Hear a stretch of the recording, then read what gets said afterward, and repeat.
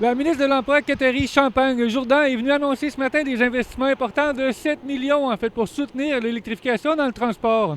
En effet, la ministre de l'Emploi et ministre responsable de la région de la Côte-Nord, Catherine Champagne-Jourdan, est venue annoncer en présence de nos députés locaux Sébastien Schneeberger et André Lamontagne des investissements de plus de 7 millions de dollars afin de soutenir la formation et la main-d'œuvre dans le domaine de l'entretien des véhicules lourds et afin de soutenir l'électrification des transports.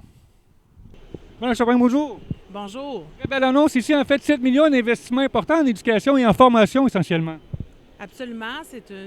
On annonce aujourd'hui un 7 millions pour de la formation pour des mécaniciens, mécaniciennes, réparateurs, réparatrices sur des véhicules lourds hybrides et électriques. C'est une annonce qui vient soutenir nos ambitions, dans le fond, d'avoir une économie plus verte et qui vient aussi s'inscrire dans toute la volonté de développer cette filière batterie-là qui va toucher le centre du Québec. L'électrification des transports demande des gens compétents, qualifiés et dans un domaine très spécialisé. C'est entre autres essentiellement l'objectif derrière cet investissement-là, c'est de former les gens. Tout à fait. Mon rôle à titre de ministre de l'Emploi, c'est de nous assurer surtout que les Québécois, les Québécoises, les travailleurs et travailleuses aient les compétences nécessaires pour nous accompagner dans les virages comme celui-ci qu'on veut effectuer. Et c'est ce qu'on fait aujourd'hui avec cette annonce-là. Au total, c'est 264 personnes qui vont être formées pour, dans le fond, faire des réparations ou faire de la mécanique sur des véhicules lourds, hybrides ou électriques. M. Schneeberger, les gens vont être formés ici, et à peu près aussi l'objectif visé par ce programme-là. Oui, mais surtout ici, premièrement, c'est l'expertise. Étant donné qu'avant de faire une formation, ça prend une expertise.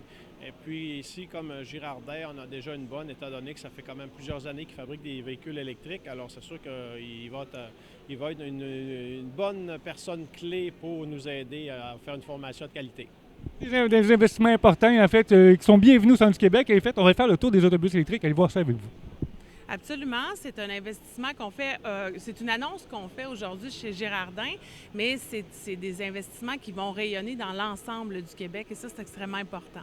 M. Lucien Maltais, bonjour. Bonjour. Très belle annonce, 7 millions en formation pour les autobus électriques. Une très bonne nouvelle pour le centre de formation Paul Rousseau et le centre de service scolaire des Chênes.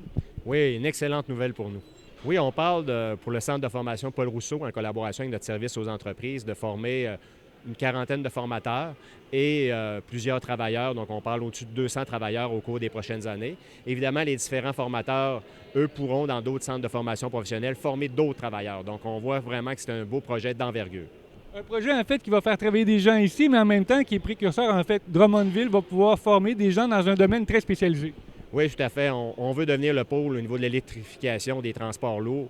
Donc, on voit avec Girardin ici et les autres entreprises, on veut prendre la place, on veut former les travailleurs pour, évidemment, être reconnus au niveau du Québec. Monsieur Girardin, bonjour. Bonjour. Bonjour. Des belles annonces ce matin, pour la formation, des mécaniciens. Évidemment, oui, c'est un bon programme qui arrive juste à point.